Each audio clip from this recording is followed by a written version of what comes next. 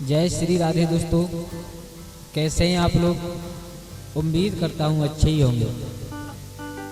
दोस्तों आज मैं आप लोगों को एक कहानी सुनाने के लिए जा रहा हूँ, जिसे सुनने के बाद आप लोगों को लगेगा कि वास्तव में मित्र चाहे छोटा हो चाहे बड़ा हो, मित्र मित्र ही होता है। तो दोस्तों ये कहानी है एक तोता और एक चूहा का, और शायद आप लोगों ने ये कहानी सुनी होगी, पढ़ी होगी आप लोगों ने। दोस्तों कहानी शुरू करने से पहले आप लोगों से एक निवेदन करना चाहूँगा कि अगर आप हमारे चैनल पर नए मेहमान हैं तो कृपया हमारे चैनल को सब्सक्राइब करें। आपका एक सब्सक्राइब हमारे लिए बहुत अहमियत रखता है। दोस्तों आ जाओ कहानी शुरू करते हैं कि किसी जंगल में एक पीपल का बहुत पुराना वृक्ष था। उस वृक्ष को देख करके ऐसा मालूम पड़ता था मानो ये कई साल पुराना है, बहुत पुराना है। उस पर बहुत सारे पक्षी, रंग बिरंगे पक्षी वास करते थे।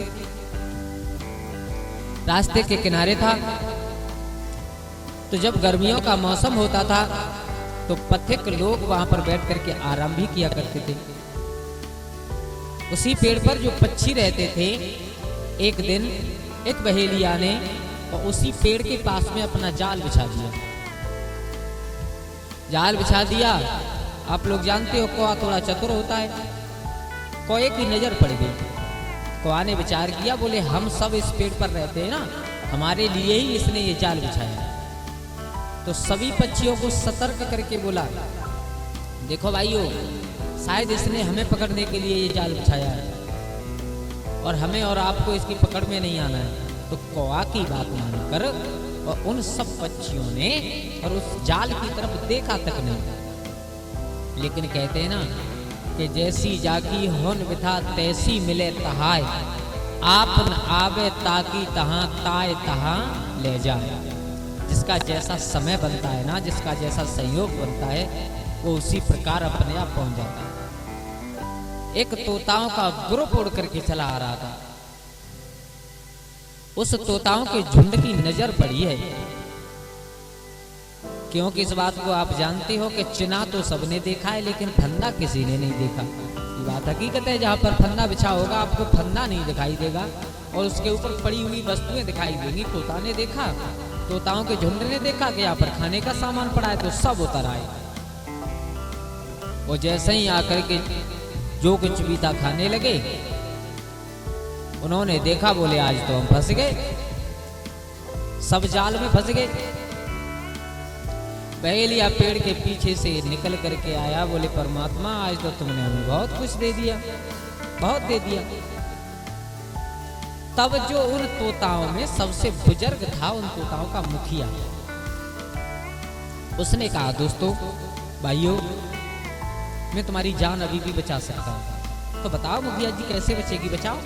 बोले ऐसे बचेगी, हम तुमको मरना तो है ही, अब एक कोशिश करते हैं। बोले क्या? बोले ये कोशिश करते हैं कि कोई भी अलग अलग दिशा के लिए नहीं उड़ेंगे, सब एक साथ एक ही दिशा के लिए उड़ेंगे और सब एक साथ उड़ेंगे, जो इस जाल को लेकर के भी उड़ जाए। मेरे भैया बुजुर्ग तोता की बात मानकर उस जाल को लेकर के सब निकल गए। बहेलिया अपना सा मुंह बनाए खड़ा देखता रह गया। बोले परमात्मा दिया तो बहुत कुछ, लेकिन कुछ भी नहीं दिया। सब चले गए, शिकार तो हाथ नहीं लगा, फिर तुम्हारा जाल भी चला गया। अब सभी पक्षी आकाश में उस जाल को लेकर के उड़ रहे हैं। दोस्तों अब समस्या केवल एक ही बनी हुई है कि इस जाल से फंदा कैसे छूटे, इस जाल से फंदा कैसे छूटे। तो उस बुजुर्ग तोता को तो अपने मित्र की याद आई है कि बहुत पहले मेरे एक मित्र था। तो सभी तोताओं को लेकर के वो बुजुर्ग तोता उस दिशा के लिए चला जिस दिशा में उसका मित्र बिल बना करके रहता था, जिसका नाम था चूहा। चूहा मित्र था। दोस्तों जैसे ही बिल के द्वारे पर जाकर के उस मुखिया तोता ने आवाज लगाई, अरे मेरे मित्र चूहा, आज हमारे ऊपर संकट है, आकर के हमारी सहायता करो। अपने दोस्त की आवाज पहचान करके चूहा बिल से बाहर आया। उसने देखा, बोले मित्र तुम्हारे ऊपर संकट ये कैसे हो गया? तोता ने कितना सुंदर जवाब दिया कि जब इंसान को भूख लगती है, जब प्राणी को भूख लगती है ना, तो उसे अपनी मौत नहीं दिखाई देती। ठीक उसी प्रकार जैसे जिह्वा के स्वाद के लिए मछली अपने कांटे को नहीं देख पाती, ठीक उसी प्रकार आज हमने अपने जाल को नहीं देख पाया और इसमें फंस गए। देखो ये सब बातें बाद में, पहले एक काम करो, आप हमें इस बंधन से मुक्त कीजिए, इस जाल को अपने तीखे तीखे नुकीले दांतों से काट दीजिए।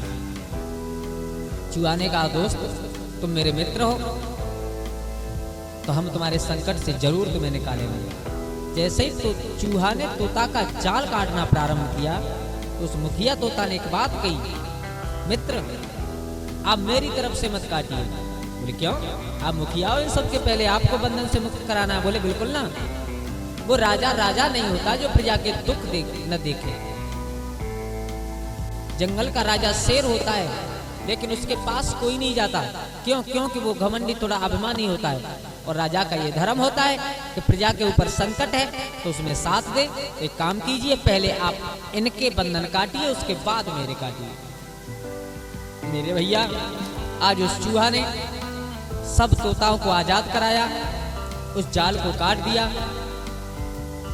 जाल काटने के बाद बैठे, तब तोता ने कहा है, मुखिया तोता ने, मित्र आज मेरी समझ में एक बात नहीं आ रही है तो मैं कैसे तुम्हारा शुक्रिया अदा करूं। तो देखो चूहा का जवाब कितना सुंदर था।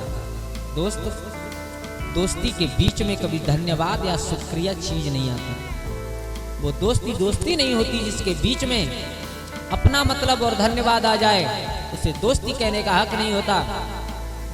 जो लोग अपने मतलब के लिए दूसरों से दोस्ती करते हैं वो दोस्ती के नाम पर कलंक हुआ करती है। दोस्ती कभी भी धन माल देख करके नहीं की जाती, मित्रता तो अपने आप हो जाती है। दोस्तों, तो हमारे विद्वानों ने बताया है, गोस्वामी जी ने बताया है कि दोस्ती उसे ही कहते हैं, मित्रता उसे ही कहते हैं जो अपने ऊपर कोई संकट है तो उसे केवल धूल कण के समान समझे। अगर मित्र के ऊपर कोई संकट है तो उसे एक सुमेर पर्वत के समान समझे, उसे मित्र कहते हैं। और जो मित्र के संकट में जो मित्र साथ नहीं देता उसे पाप लग जाता है। तो दोस्तों, दोस्ती हो तो ऐसी। कैसी लगी आप लोगों को हमारी ये कहानी, प्लीज कमेंट में जरूर बताएं। और अगर अच्छी लगी हो तो हमारे चैनल को सब्सक्राइब करें, हो सके तो अपने दोस्तों और अपने परिवार के साथ शेयर करें। दोस्त, आपका एक सब्सक्राइब हमारे लिए बहुत अहमियत रखता है, प्लीज करें। तो दोस्तों, आज के लिए बस इतना ही। कल फिर मिलते हैं एक नई कहानी के साथ। तब तक के लिए सभी लोग आनंदित रहिए, खुश रहिए। जय श्री राधे दोस्तों।